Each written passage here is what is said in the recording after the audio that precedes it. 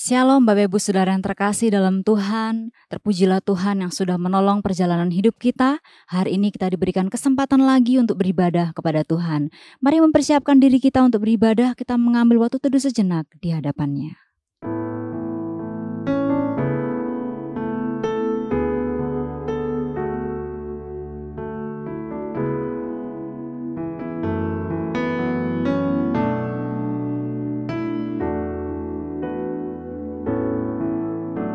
Saat teduh selesai, mari kita berdiri bersama-sama, kita menaikkan pujian dan hormat bagi Bapa Sorga. Hormat bagi Bapa Sorga.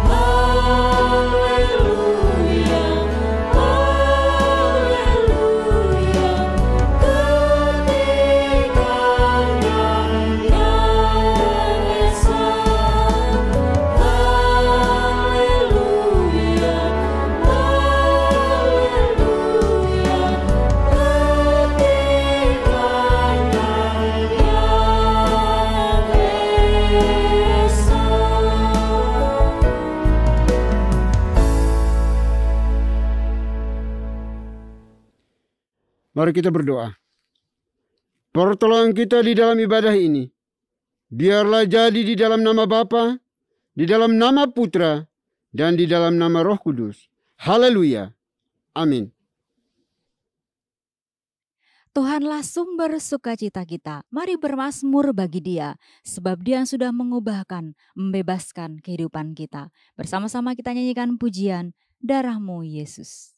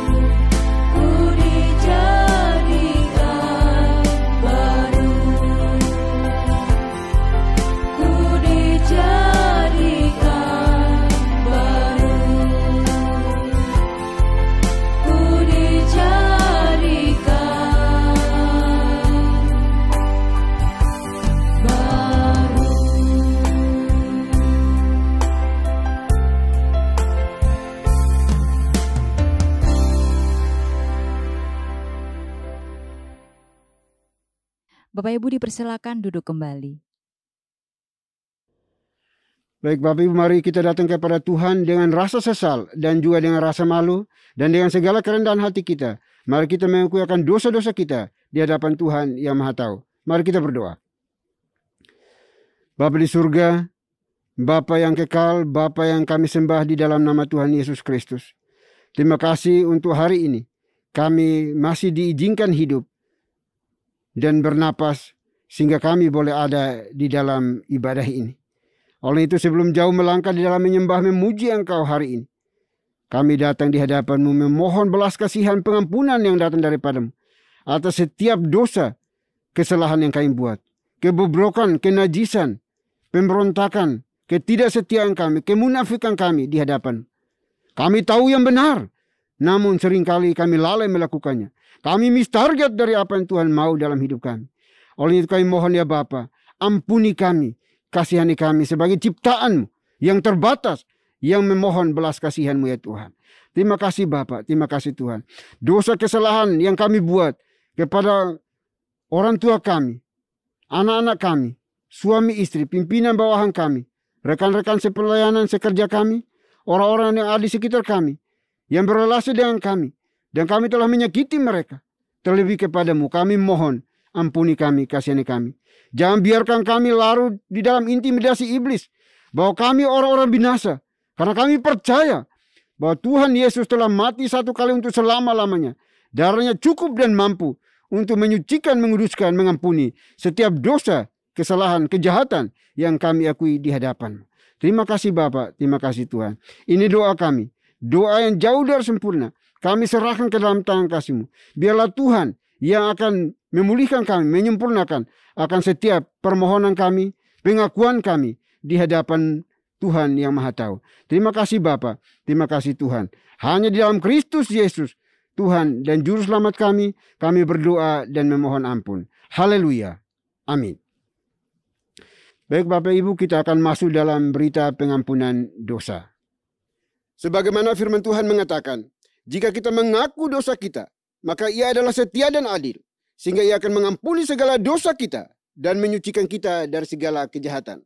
Selaku pelayan Tuhan Yesus Kristus, saya memberitahukan bahwa Tuhan telah mengampuni setiap kita yang mengaku dosa-dosanya di hadapan Tuhan dalam nama Bapa, Putra, dan Roh Kudus. Amin. Bapak dan Ibu saya undang untuk berdiri. Bersama dengan gereja-gereja segala abad dan sepanjang zaman, mari menyatakan komitmen iman dengan hati, lidah dan bibir kita dengan mengikrarkan pengakuan iman rasuli. Aku percaya kepada Tuhan, Bapa yang Maha Kuasa, Khalik langit dan bumi, dan kepada Yesus Kristus anaknya yang tunggal Tuhan kita, yang dikandung dari Roh Kudus, lahir dari anak darah Maria, yang menderita sengsara di bawah pemerintahan Pontius Pilatus, salibkan, mati dan dikuburkan, turun ke dalam kedarajan maut. Pada hari yang ketiga, bangkit pula dari antara orang mati, naik ke sorga, duduk di sebelah kanan Tuhan, Bapa yang Maha Kuasa. Dan dari sana Ia akan datang untuk menghakimi orang yang hidup dan yang mati. Aku percaya kepada Roh Kudus, gereja yang kudus dan am, persekutuan orang kudus, pengampunan dosa, kebangkitan tubuh, dan hidup yang kekal. Amin. Bapak dan Ibu dipersilahkan duduk kembali. Mari kita datang ke bait Tuhan dengan hati yang penuh syukur, sebab Tuhan kita Tuhan yang baik, bahwasanya untuk selama-lamanya kasih setianya. Bersama-sama kita nyanyikan pujian, datanglah ke bait-Nya.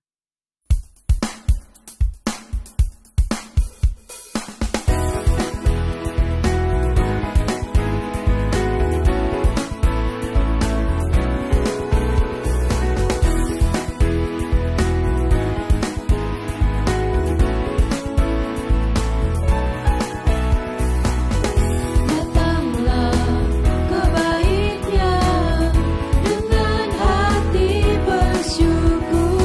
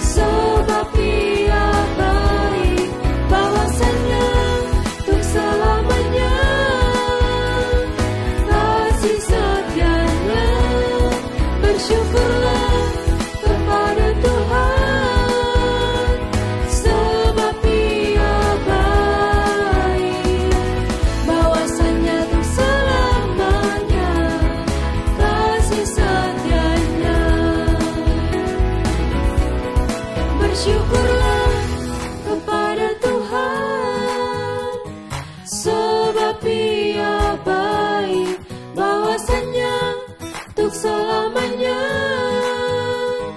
kasih setianya.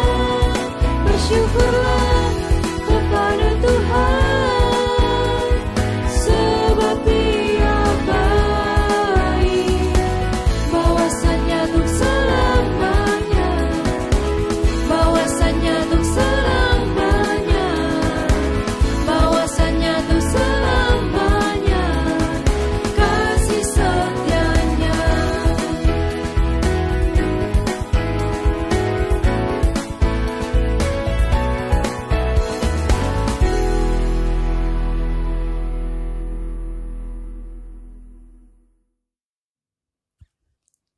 Salam Bapak dan Ibu yang terkasih dalam nama Tuhan kita, Yesus Kristus. Saya mengundang untuk berdiri. Saya akan membawakan Mazmur Tuhan yang diambil dari nomor 96 ayat 7 sampai dengan 13. Kepada Tuhan, hai suku-suku bangsa, kepada Tuhan sajalah kemuliaan dan kekuatan. Berilah kepada Tuhan kemuliaan namanya. Bawalah persembahan dan masuklah ke pelatarannya. Sujudlah menyembah kepada Tuhan dengan berhiaskan kekudusan. Gemetarlah di hadapannya, hai segenap bumi. Katakanlah di antara bangsa-bangsa, Tuhan itu Raja. Sungguh tegak dunia, tidak goyang. Ia akan mengadili bangsa-bangsa dalam kebenaran. Biarlah langit bersukacita dan bumi bersorak-sorak. Biarlah gemuruh laut serta isinya. Biarlah beria-ria padang dan segala yang di atasnya. Maka segala pohon di hutan bersorak-sorai.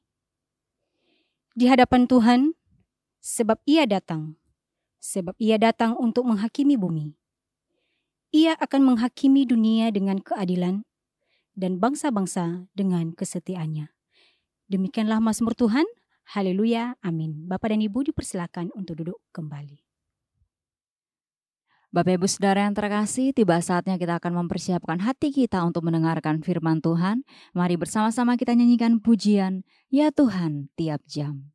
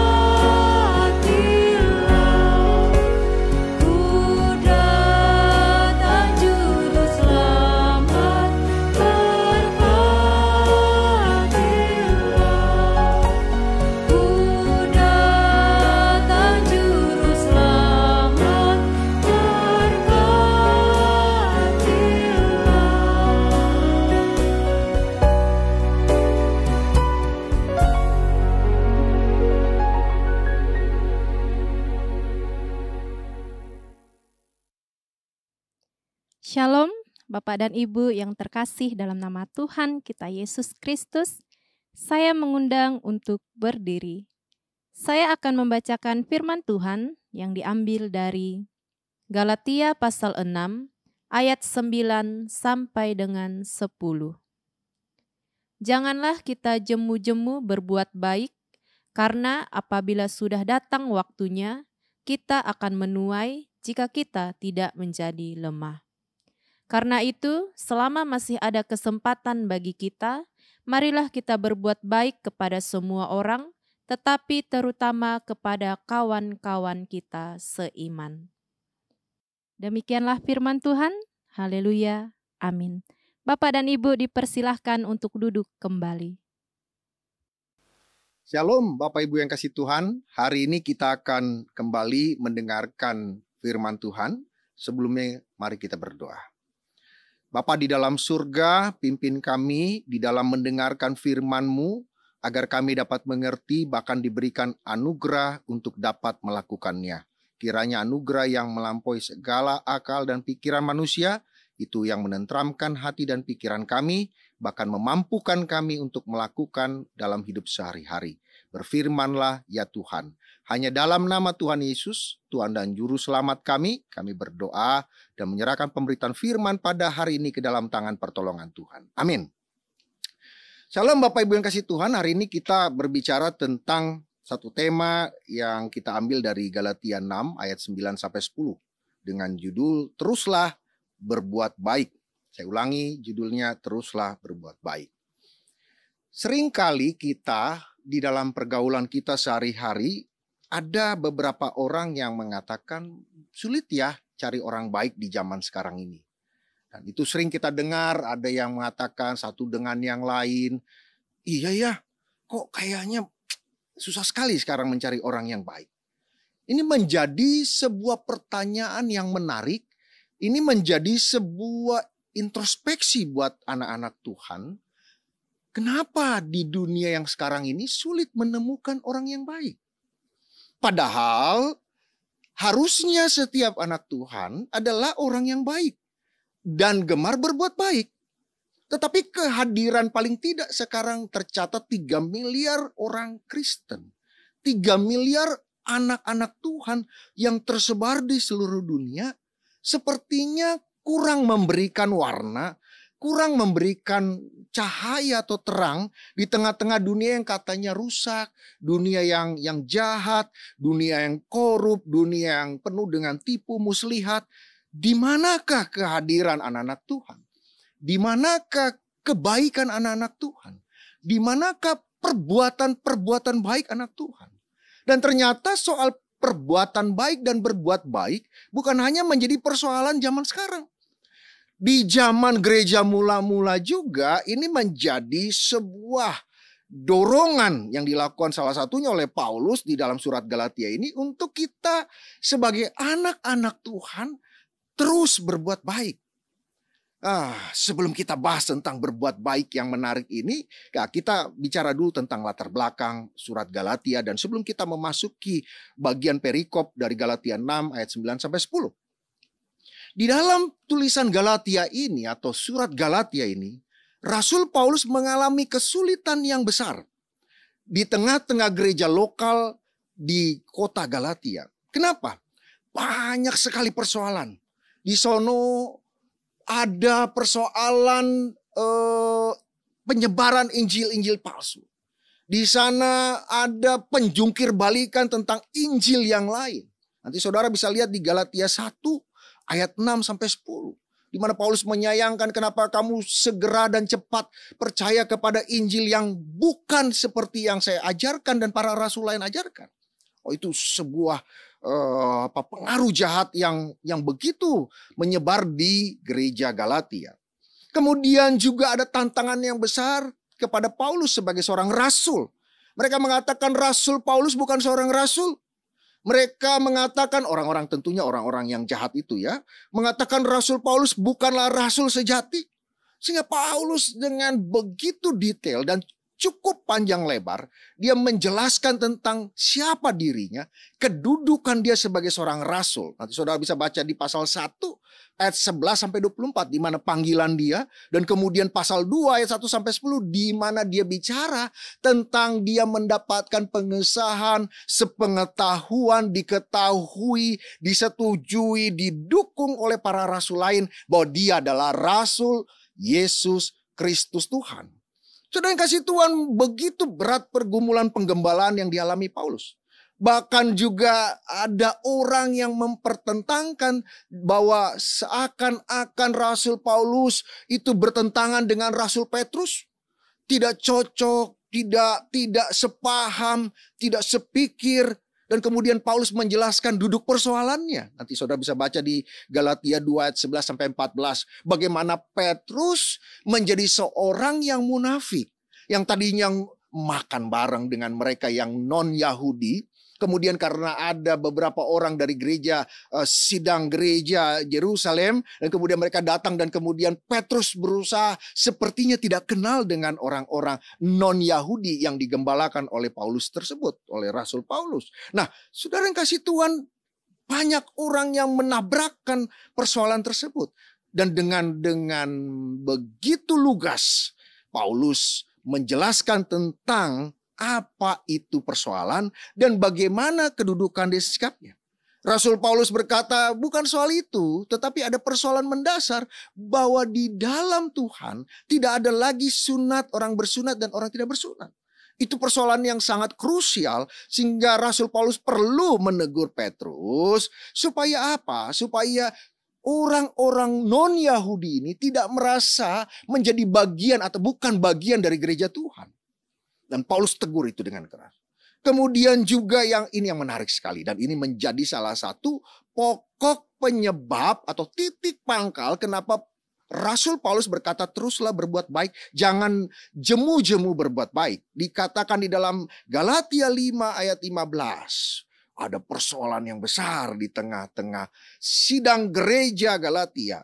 Di mana anggota gerejanya saling menggigit. Wah itu menggigit itu boleh digambarkan dengan simpel sebagai sikap seperti binatang yang buas. Ada sifat kebinatangan. Ada sifat yang seperti tidak manusiawi. Bukan anak Tuhan. Sesama anak Tuhan saling menggigit, saling ingin menjatuhkan. Wah ini luar biasa. Kemudian yang kedua dikatakan juga di ayat 15 Galatia 5 tadi. Saling menelan. Sepertinya ini gambaran bahwa ada sebuah makhluk yang hebat, yang besar, yang siap menelan anak-anak Tuhan. Dan kemudian anak-anak Tuhan akan tertelan dengan sikap itu. Dan kemudian ini satu gambaran bahwa tidak boleh disepelekan. Tidak boleh digampangkan persoalan adanya orang-orang jahat ini. Mereka siap menelan. Kenapa? Kenapa Paulus begitu khawatir? Karena mereka mengaku juga anak-anak Tuhan. Karena mereka saling menggigit, saling menelan. Dan yang penutupnya dari ayat 15 luar biasa. Mereka saling membinasakan. Luar biasa ini. Saya juga bertanya-tanya, separah apa sih keadaannya saat itu? Kok sampai mau saling membinasakan? Bukankah kalaupun kita bukan sama-sama anak Tuhan atau berbeda keyakinan, kita pun sebenarnya kalau kita tidak berbicara agama atau iman atau kepercayaan, kita pun punya etika hidup, punya etiket, punya norma-norma kehidupan, punya budaya yang pada umumnya baik. Tidak mengajarkan saling membinasakan. Tapi kok anak Tuhan yang secara jasmani atau pengakuan yang bisa dilihat, mereka mengaku anak Tuhan. Anak Tuhan Yesus Kristus yang mengajarkan kasih. Tapi kok saling gigit, saling telan, saling membinasakan. Wah ini saya bertanya-tanya ini di negeri mana ini? Tapi ternyata Paulus mengatakan enggak di negeri mana. Ini ada di dalam gereja Tuhan. Kamu saling menggigit, kamu saling menelan, kamu saling membinasakan. Inilah latar belakang yang menjadikan Rasul Paulus merasakan perlu untuk berbicara tentang berbuat baik. Di dalam bagian pertama Galatia 6 ayat 9 sampai 10, ada poin kedua yang saya mau bahas tentang berbuat baik. Di dalam Pembukaan ayat 9, Paulus tegas mengatakan, dan sebagai poin kedua kita, jangan jemu berbuat baik. Secara gampang, kata jangan jemu-jemu artinya jangan lelah ya. Kedua, boleh juga diperluas, jangan bosan ya. Kemudian bisa juga diartikan, jangan pernah berhenti ya. Kemudian bisa juga diartikan, jangan pernah lemah ya. Walaupun, nah ini, kalau kita baik sama orang baik, senang banget dong. Kita kasih misalnya dia hadiah waktu ulang tahun. Kemudian ketika anak kita ulang tahun dikasih lagi yang lebih besar lagi. Kita misalnya kasih sepatu sama anaknya. Dia kasih anak kita yang lebih mahal lagi. Lebih besar lagi, lebih bagus. Senang dong. Berbuat baik kepada orang baik yang berbuat baik kepada kita itu mudah. Tetapi berbuat baik di tengah suasana yang saling menggigit, saling menelan, saling membinasakan, ini perjuangan iman. Tidak semudah kita mengatakan, oh saya anak Tuhan, saya sudah dibaptis, saya sudah ikut katekisasi, saya sudah ikut pengajaran-pengajaran, saya sudah ikut pelayanan loh. Tapi tunggu dulu. Kalau kita bisa berbuat baik di tengah komunitas yang saling menggigit, saling menelan, saling membinasakan, itu luar biasa. Sedangkan kadang-kadang kita berbuat baik saja kepada orang dan kemudian sebenarnya dia merespon dengan baik, tapi mungkin memang dia punya muka flat atau datar begitu ya, plekmatik. Kemudian kita kasih dan kemudian dia tidak senyum, tidak terlalu cuman ya mungkin diam dan matanya melihat kita saja, tidak berkata apa-apa. Kita bilang, ini orang nggak tahu diri, kita udah berbuat baik, kita udah kasih dia sesuatu yang baik. Ngomong terima kasih aja enggak. Kok bisa ya? Gitu. Kadang saya nonton sebuah konten YouTube, seorang anak cerita bahwa bapaknya itu punya muka flat atau datar. Ada yang senang atau ada yang susah atau yang sedih, dia mukanya datar saja bapaknya ini. Gitu. Dan saya pikir di dunia ini ada kok orang-orang seperti itu. Tapi apakah ketika mukanya atau raut mukanya tidak menampakkan sesuatu yang sepertinya kita mau terima dari perbuatan baik kita, yaitu muka yang mengucapkan sampai menangis, terharu dan berkata terima kasih ya. Orang seperti itu tidak berterima kasih sama kita? Belum tentu. Dan kadang-kadang kita mengharapkan respon yang berlebihan atas perbuatan baik kita. Tetapi Rasul Paulus mengatakan, jangan jemu-jemu.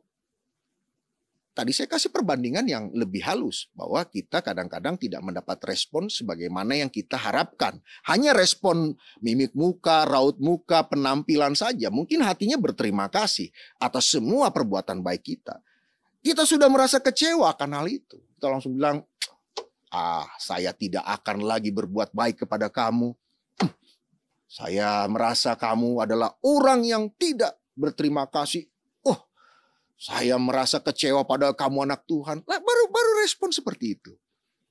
Apalagi kalau kita melakukan perbuatan yang baik, kemudian orang itu membalasnya dengan menggigit, menelan, dan membinasakan kita.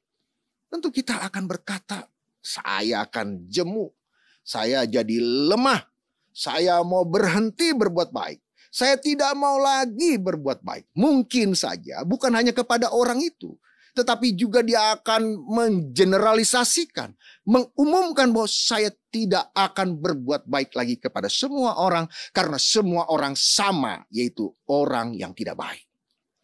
Bapak Ibu yang kasih Tuhan, mari kita belajar dari nasihat Rasul Paulus bahwa kita tidak boleh, bahkan ini sebuah perintah, jangan jemu-jemu berbuat baik. Saya ambil dalam judul yang lebih positif, teruslah berbuat baik. Bukan saya ambil jangan ya, saya balik. Teruslah berbuat baik. Walaupun di tengah komunitas yang menggigit kita, saling menelan, saling membinasakan. Karena perbuatan baik itu adalah seperti cahaya yang di tengah-tengah kegelapan dan memberikan sebuah penerangan, sebuah pengungkapan, sebuah penyingkapan, dan sebuah kemenangan atas kegelapan. Kalau semua orang di sekeliling kita berbuat jahat, dan kemudian ada satu saja orang yang berbuat baik, walaupun katanya cahaya itu tidak begitu besar seperti api yang berkobar-kobar. Dengar baik-baik. Cahaya yang kecil itu pun dapat dan pasti mengalahkan kegelapan. Saudara harus berpengharapan seperti itu. Saudara harus punya iman seperti itu. Bahwa saya tidak akan lemah. Saya tidak akan bosan. Saya tidak akan berhenti. Saya tidak akan menjadi orang yang berkata saya tidak lagi melakukan perbuatan baik. Saya menanamkan dalam hati saya harus terus berbuat baik. Kenapa? Karena Tuhan Yesus sudah lebih dahulu baik kepada saya dan kepada semua umat manusia. Itu poin yang kedua. Jangan jemu-jemu berbuat baik. Dan poin yang ketiga, kepada siapa kita berbuat baik? Oh, tadi saya sudah singkat sedikit mencuplik dari poin kedua tadi, bahwa kita harus berbuat baik kepada semua orang. Memang sekali lagi saya tegaskan, sulit, tidak mudah, atau perlu perjuangan yang berat untuk kita bisa berbuat baik kepada orang yang jahat sama kita. Kalau misalnya ada seorang suami, saya ambil contoh yang ekstrim. Seorang suami kemudian dia berselingkuh, kemudian dia jahat kepada istrinya.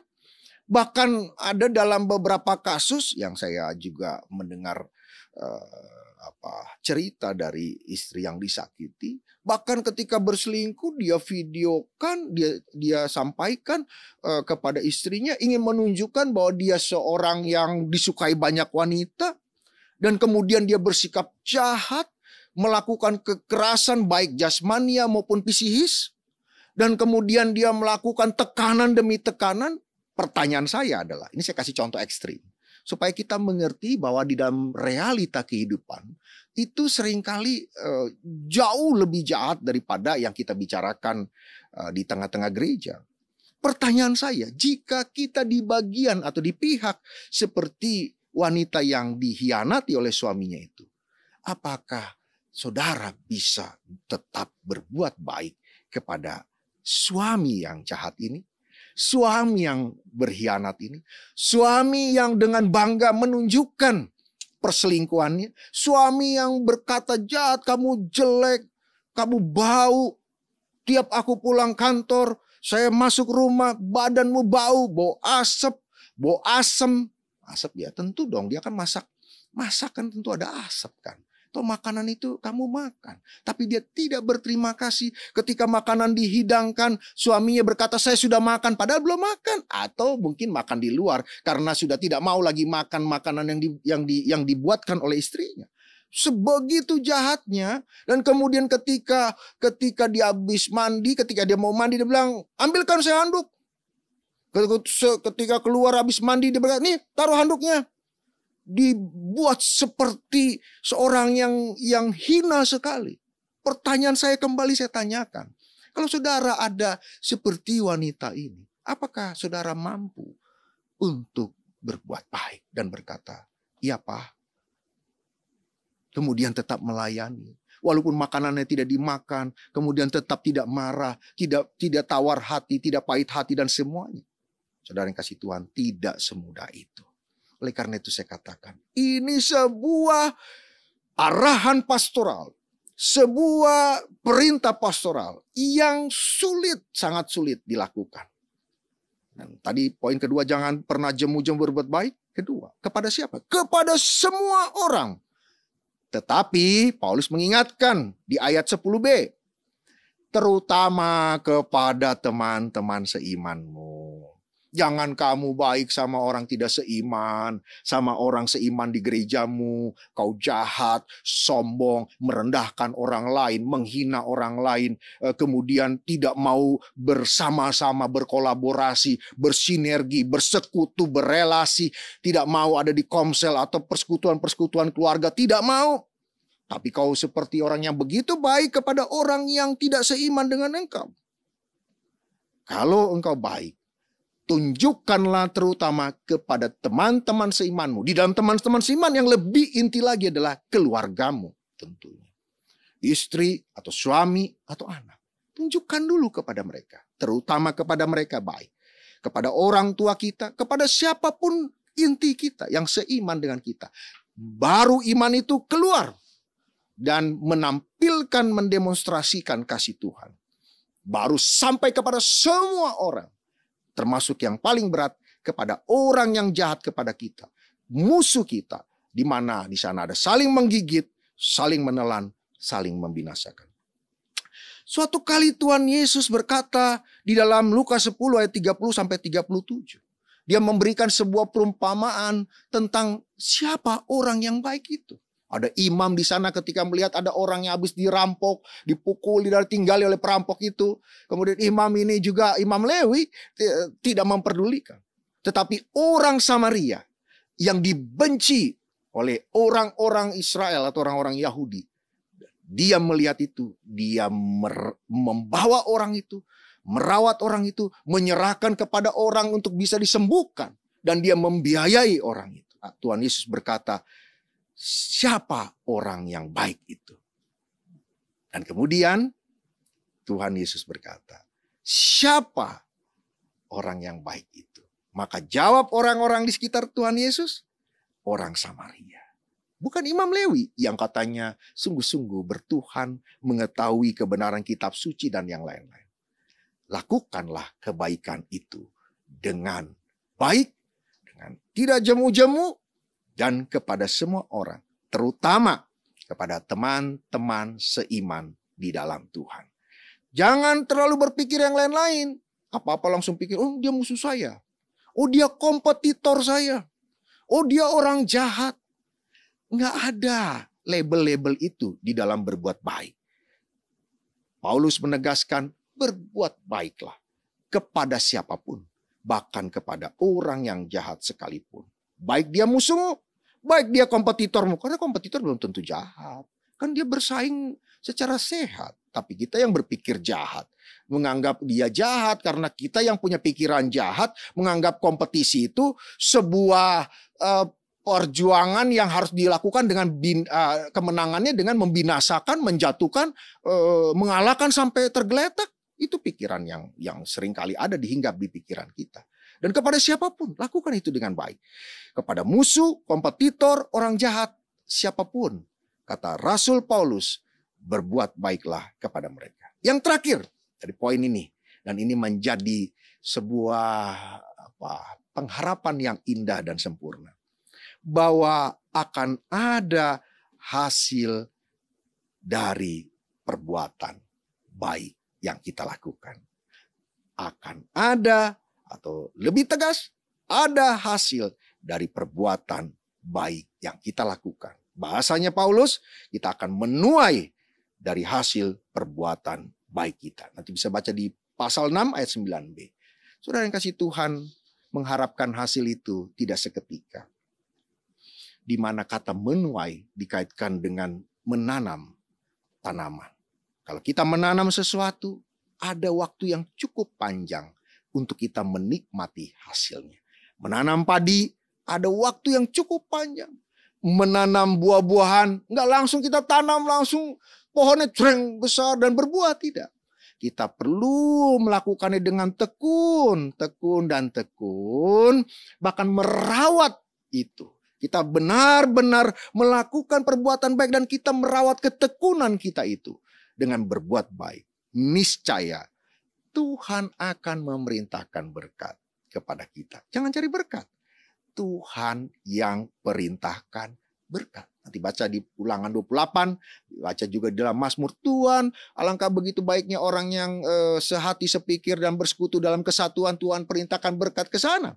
Kalau orang yang saling menggigit, saling menelan, saling membinasakan, Tuhan tidak akan pernah memerintahkan berkat. Tetapi kalau kita melakukan perbuatan baik, merawatnya dalam ketekunan, dan mengerjakannya di dalam ketekunan, niscaya kita akan menuai berkat-berkat Tuhan. Berkat itu apa? Apakah uang? Ya, salah satunya. Tapi itu tidak jadi yang utama. Kalau saudara baca kitab suci dari Kejadian sampai Wahyu, itu lebih ke arah pemeliharaan Tuhan. Ke arah pimpinan Tuhan. Tuhan selalu beri solusi, jalan keluar, pertolongan ketika kita sulit di tengah kegelapan. Tuhan adalah gembalaku, baca Mazmur 23. Dia juga akan membawaku ke tempat yang gelap. Tetapi di sana penyertaan Tuhan, pemeliharaan Tuhan, bimbingan Tuhan ada bersama dengan kita. Itu berkat Tuhan. Walaupun juga ada secara fisik, ada materi dan semua. Tetapi lebih daripada itu adalah pemeliharaan Tuhan atas hidup kita. Sehingga kita berkemenangan melewati fase demi fase dalam hidup kita. Ada jalan keluar, ada solusi, ada pertolongan, ada sukacita, ada ucapan syukur, ada penguatan dari Tuhan, ada providensianya dari Tuhan yang selalu melingkupi kita, melindungi kita, mengcovering hidup kita. Sehingga kita bisa melewati fase demi fase. Baik fase senang kita tidak menjadi sombong, baik fase susah kita tidak menjadi putus asa dan menghujat Tuhan, dan fase-fase kehidupan yang Tuhan sediakan buat kita. Percayalah, Tuhan akan memberkati kita. Dan di sana pun akan menjadi sarana waktu kita mendemonstrasikan bahwa benar kita adalah orang yang sudah dianugerahkan Tuhan keselamatan, dan kita hanya bisa membalasnya. Walaupun nilai pembalasannya yang kita balaskan kepada Tuhan tidak sebanding dengan keselamatan yang dari Tuhan. Dengan mengucap syukur dan berbuat baik. Teruslah berbuat baik. Karena dunia ini butuh orang baik. Teruslah berbuat baik. Karena di tengah kebuntuan dari kebenaran, ada perbuatan baik yang memberikan jalan, terobosan buat semua orang yang mengerti akan kebenaran. Jadilah terang di tengah dunia yang gelap. Jangan pernah bosan dan jangan pernah berhenti untuk berbuat baik. Mari kita berdoa.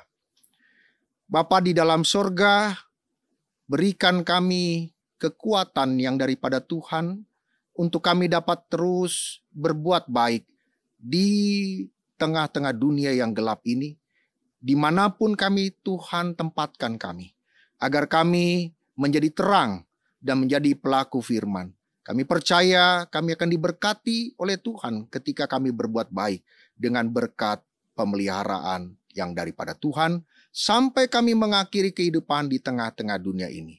Hanya di dalam satu nama Tuhan kami, Yesus Kristus, kami serahkan perjalanan hidup kami dan juga semua tantangan hidup kami. Biarlah Tuhan yang menuntunnya agar kami berkemenangan di dalam Tuhan.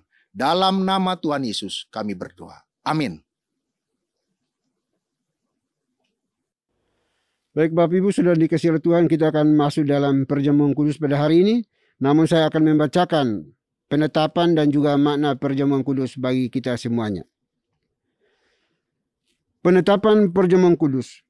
Saudara-saudara anggota tubuh Kristus, setiap kali kita mengambil bagian dalam perjamuan kudus, hendaklah kita ketahui bahwa perjamuan kudus adalah perintah Tuhan sendiri, sebagaimana tertulis dalam 1 Korintus pasal 11 ayat 23 sampai dengan 26. Demikian firman Tuhan.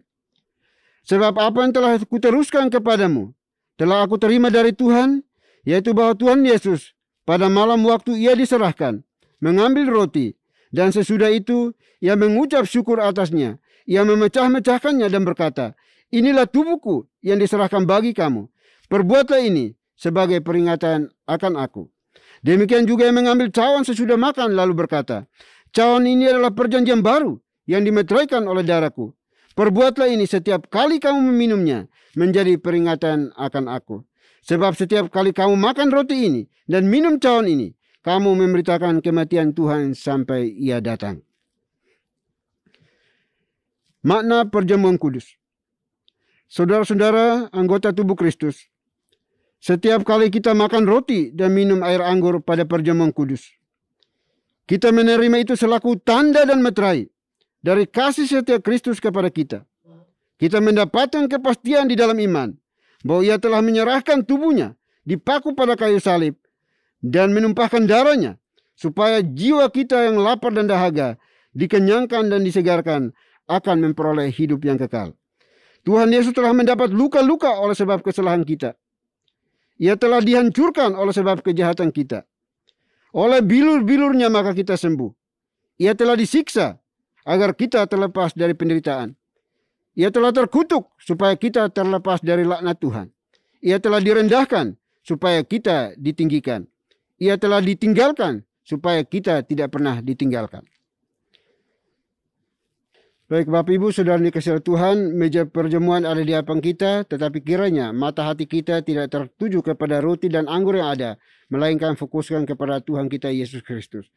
Perjamuan kudus hari ini pun hanya diperuntukkan bagi mereka yang telah mengaku percaya dan telah mengikuti CD baru yang diperkenankan untuk mengambil bagian di dalam perjamuan kudus ini.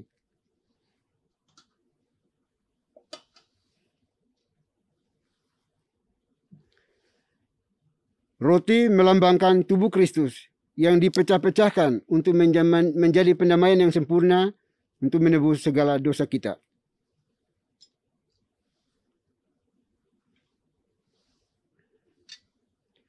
Anggur melambangkan darah Kristus yang ditumpahkan untuk menjadi pendamaian yang sempurna yang menebus segala dosa kita.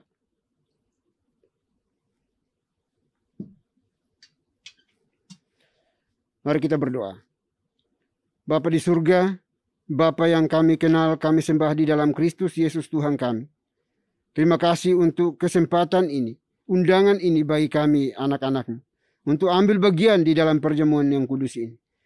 Karena Engkaulah yang melayakkan kami, karena tanpa Dikau kami tidak pantas untuk hadir di dalam perjamuan ini. Oleh itu kami mohon ya Bapa, ampuni kami, kasihani kami, dan semua dosa kejahatan kami. Hapuskan semuanya dengan cinta kasih-Mu, agar kami layak mengambil bagian di dalam perjamuan kudus hari ini. Terima kasih Bapa. Ini doa kami demi Kristus Yesus, Tuhan dan Juru Selamat kami satu-satunya. Kami berdoa dan mengucap syukur. Haleluya. Amin. Sambil roti dan anggur dipersiapkan, mari bersama-sama kita angkat pujian, salibnya, salibnya.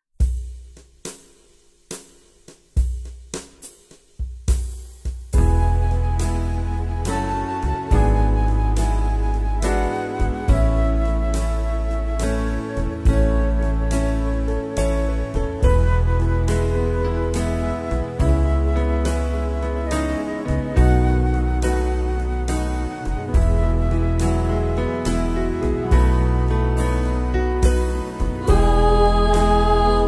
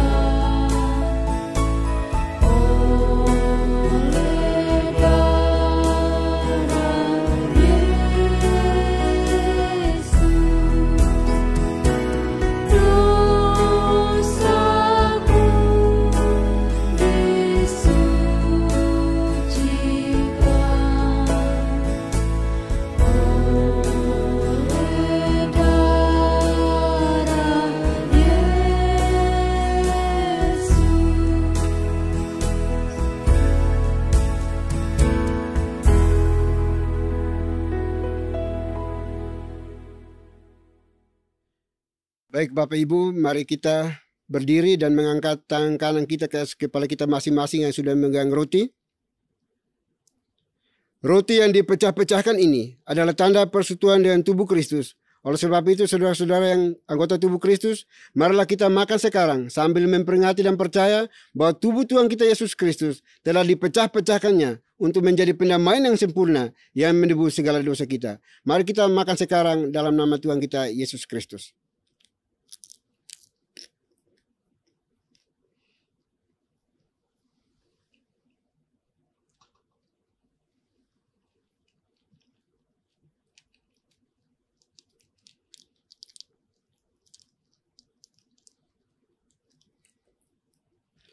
Kembali kita mengangkat tangan kanan kita ke kepala kita masing-masing yang telah memegang anggur.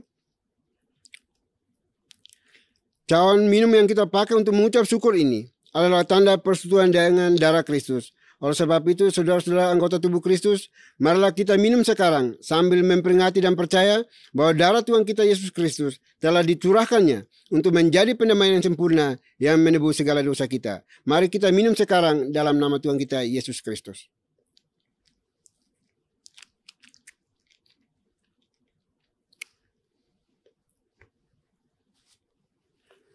Mari kita berdoa. Bapa di surga, Bapa yang kami sembah di dalam nama Tuhan kami Yesus Kristus. Terima kasih untuk hari ini. Kami boleh diundang bersama untuk mengambil bagian di dalam perjamuan kudus ini. Roti dan anggur telah menyatu dengan tubuh kami masing-masing. Suatu pertanda bahwa kami tidak akan pernah dipisahkan lagi dengan Kristus. Segala tantangan, rintangan apapun tidak akan mampu memisahkan kami. Karena Tuhan ada bersama dengan kami. Oleh itu kami berdoa ya Bapa, tolong kami, pimpin kami, supaya kami hidup berkenan di hadapan Tuhan. Segala pergumulan kami, segala beban hidup kami serahkan dalam tangan kasih-Mu. Tuhanlah yang akan memberikan transformasi, pemulihan bagi setiap kami yang berseru dan mengandalkan Engkau sebagai Tuhan dan Juru Selamat kami satu-satunya. Terima kasih Bapa, terima kasih Tuhan. Ini doa ucapan syukur kami di dalam perjamuan kudus ini. Demi Kristus Yesus, Tuhan dan Juru Selamat kami satu-satunya, kami berdoa dan mengucap syukur. Haleluya. Amin. Tuhan telah memberikan segala yang terbaik dalam kehidupan kita. Dalam ibadah hari ini kita juga diberikan kesempatan untuk memberikan persembahan yang terbaik bagi Tuhan. Persembahan dapat diberikan melalui nomor rekening atau QR yang tertera di layar atas nama Yayasan Moriah. Mari bersama-sama kita nyanyikan pujian Bapa Kau Setia.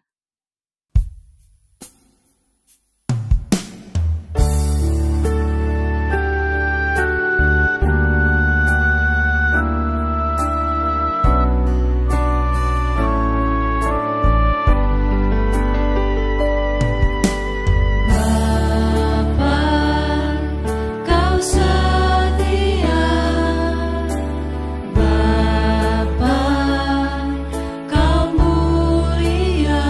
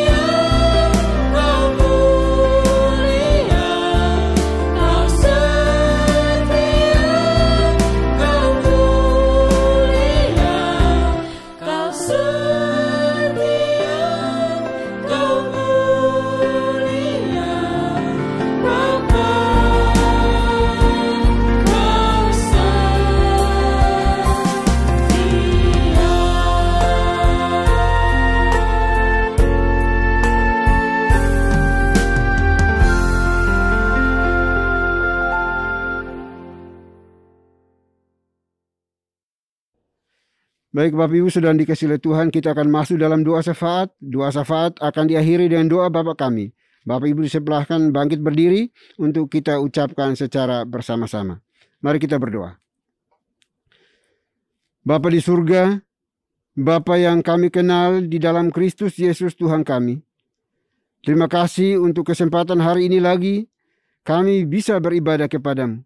Semua karena cinta kasih-Mu, anugerah-Mu bagi kami anak-anak-Mu ya Bapa. Oleh kami bersyukur, berterima kasih kepadamu pada saat ini. Dan kiranya semua pujian sembah kami pada hari ini berkenan dan menyenangkan hati-Mu ya Bapa.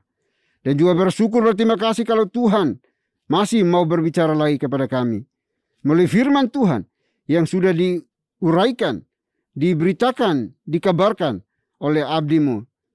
Kiranya firman-Mu boleh menjadi suluh pedoman terang bagi setiap kami yang mendengarkannya Tuhan. Dan kami mohon berkat-Mu atas anak-Mu dalam kehidupan pribadi, pekerjaan, pelayanan, keluarga, rumah tangganya. Tuhanlah yang juga buat menjadi berhasil. Terima kasih Bapa, terima kasih Tuhan. Dan kami berdoa untuk seluruh anggota gereja yang sudah diberkati oleh firman-Mu ini. Biarlah di dalam kehidupan mereka senantiasa menghadirkan shalom Tuhan di dalam kehidupan pribadi, pekerjaan, pelayanan mereka masing-masing. Dan terus menjadi garam dan terang dimanapun kami hidup dan berada ya Tuhan. Terima kasih Bapa, terima kasih Tuhan. Kami juga berdoa pada saat ini, kami mohon ampuni kami, kasihani kami, kalau kami selalu senantiasa mendengarkan firman-Mu, tetapi kami juga tidak melakukannya dengan benar di dalam keseharian kami.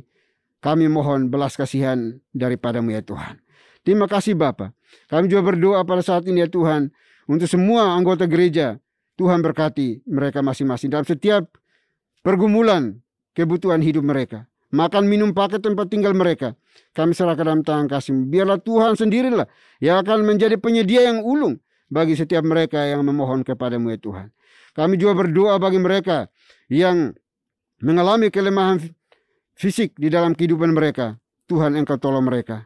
Pulihkan, sembuhkan dengan cara-Mu ya Tuhan. Baik yang ada di hospital atau di rumah mereka masing-masing hari ini. Kami percaya bahwa Tuhan, Engkau maha hadir, maha tahu, maha kuasa untuk melawat mereka dan memberikan pemulihan bagi mereka. Terima kasih Tuhan. Berdoa juga untuk setiap keluarga rumah tangga yang ada. Dalam relasi keluarga ini Tuhan berkati. Suami, istri, anak-anak. Biarlah Engkau sendiri hadir untuk memberikan damai sejahtera, shalom Tuhan bagi mereka. Agar mereka hidup berkenan di hadapan Tuhan. Terima kasih Bapa, terima kasih Tuhan. Kami juga berdoa bersyukur pada hari ini ya Bapa. Kiranya apapun yang kami lakukan berkenan kepada-Mu ya Tuhan. Dan kami juga berdoa bersyukur untuk perjamuan kudus yang Tuhan izinkan bagi kami hari ini. Untuk kami dapat mengikutinya. Itu karena anugerah-Mu ya Tuhan. Karena cinta-Mu ya Tuhan bagi kami. Biarlah kami terus mengenang, mengingat akan kebaikan Tuhan. Cinta Tuhan akan kami anak-anak-Mu. Bahwa Engkau mengorbankan diri-Mu sendiri. Mati di atas kayu salib. Untuk menebus dosa-dosa kami ya Bapa. Terima kasih Tuhan, terima kasih Bapa. Kami berdoa untuk seluruh pengurus gereja juga Tuhan berkati kami. Biarlah kami boleh satu hati untuk melayani pekerjaan pelayanan Tuhan melalui gereja ini. Dan tidak mencari reputasi pribadi. Memiliki motivasi pribadi. Tetapi motivasi kami hanya untuk memuliakan Tuhan. Di dalam setiap pekerjaan pelayanan yang Tuhan anugerahkan bagi kami semuanya. Terima kasih Bapa, terima kasih Tuhan. Kami juga berdoa untuk Yayasan Moria juga Tuhan berkati yayasan yang terus mensupport kami di dalam setiap pelayanan yang ada, baik di kesehatan, pendidikan, pelayanan, sosial, dan sebagainya. Tuhan berkati mereka. Apapun yang telah mereka kurbankan bagi kami, Tuhan Engkau balas kepada mereka berlipat kali ganda. Apapun yang mereka kerjakan, Tuhan buat menjadi berhasil. Terima kasih Tuhan. Berdoa juga untuk bangsa dan negara kami. Tuhan berkati bangsa kami. Pulihkan bangsa kami dari berbagai tekanan yang ada terjadi saat ini, baik itu ekonomi, sosial, agama, budaya, dan sebagainya. Pendidikan, kesehatan, kami serahkan dalam tangan kasih-Mu Tuhan berkati. Biarlah semua yang terjadi di negeri ini menolong kami untuk makin berserah kepada Tuhan, mengandalkan Tuhan, dan tidak mengandalkan kemampuan kami masing-masing pribadi. Terima kasih Bapa di surga, terima kasih. Kami berdoa menyerahkan pemerintah kami dari pusat sampai ke daerah-daerah, ke pelosok-pelosok tanah air. Tuhan berkati supaya dapat memimpin bangsa yang besar ini di dalam cinta kasih Tuhan untuk mensejahterakan seluruh masyarakat negeri ini ya Bapa. Dan kiranya Tuhan juga proteksi bangsa kami dari orang-orang jahat dari luar negeri maupun dari dalam negeri. Orang-orang yang berusaha untuk menghancurkan kesatuan negara ini, kami serahkan dalam tangan kasih Tuhan, berurusan dengan mereka dan memberikan kemenangan dalam bangsa dan negara kami, sehingga bangsa ini terus eksis oleh karena Tuhan mengasihi bangsa ini. Terima kasih Bapa di surga, terima kasih. Ini doa kami ya Bapa, doa yang jauh dari sempurna. Kami akan sempurnakan dengan doa yang telah Tuhan Yesus ajarkan kepada kami. Demikian. Bapa kami yang di surga, dikuduskanlah namamu. Datanglah kerajaanmu, jadilah kehendakmu di bumi seperti di surga. Berikanlah kami pada hari ini makanan kami yang secukupnya. Dan ampunilah kami akan kesalahan kami, seperti kami juga mengampuni orang bersalah kepada kami. Dan janganlah membawa kami ke dalam pencobaan, tetapi lepaskanlah kami daripada yang jahat. Karena Engkau mempunyai kerajaan, dan kuasa, dan kemuliaan, sampai selama-lamanya. Amin. Masih tetap berdiri, kita akan bersama-sama membaca nats pedoman hidup baru yang terambil dari 2 Petrus pasal 3 ayat 18 dalam hitungan yang ketiga. 1, 2, 3.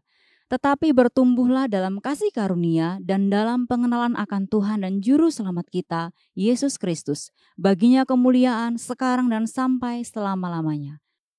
Doksologi. Puji Tuhan sumber berkah, puji Dia suruh makhluk, puji Dia suruh sorga, Bapa, Anak, Roh Kudus.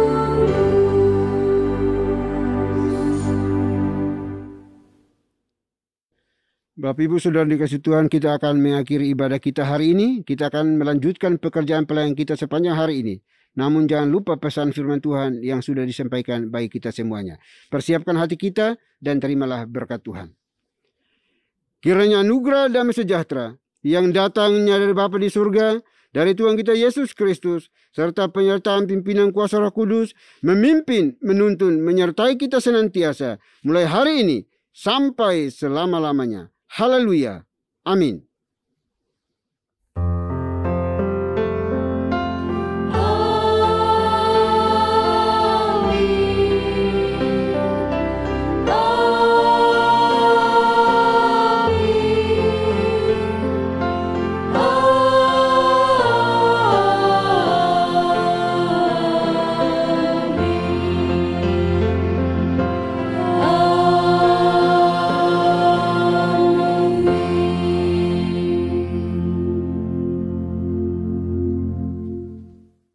Bapak Ibu Saudara yang terkasih, ibadah pada hari ini telah selesai. Bapak Ibu dipersilakan duduk kembali dan mengambil saat teduh. Selamat hari Minggu, Tuhan Yesus memberkati.